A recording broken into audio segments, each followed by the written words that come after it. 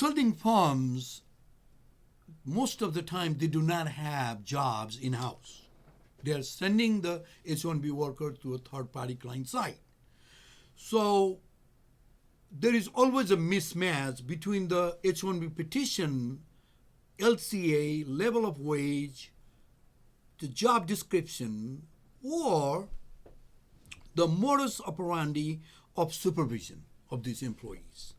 Whether the end client is supervising, end client is providing the job, or the H-1B petitioner is actively supervising, even though person is working in the capacity of an independent contractor under 1099 firm at the end client site.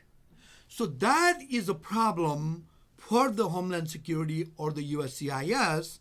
So they are always confused and they try to verify whether there is a bona fide job. Again, I'm going to bring the H-1B modernization rule, which is requiring to have a bona fide employment or bona fide job at the end client site.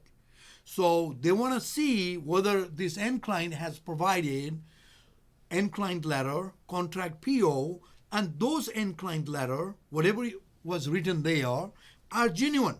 So when they go to see this H-1B worker at the third-party end client site, they will interview the supervising manager, so interview also the employee, and find the truth. What are your job duties? Who is your supervisor? How often you report back to your H-1B employer?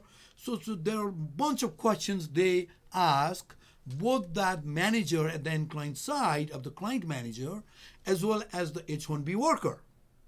So same information also being asked with the H-1B petitioner. And then the FDNS officer puts all three variables together and he see everything is matchy-matchy, he will just move on. He won't write any notes back to these people. However, if he finds out there is a discrepancy in presentation of these three parties, tripartite discrepancy is there, then he might issue a NOID, notice of intent to deny, or NOIR, N-O-I-R, notice of intent to revoke the underlying H-1B petition because there are some critical facts are missing from the case or there is a discrepancy there. Maybe the guy is on very high level job.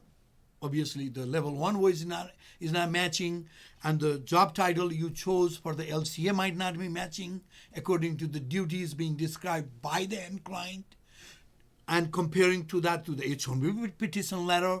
So many things will pop out. Just be careful.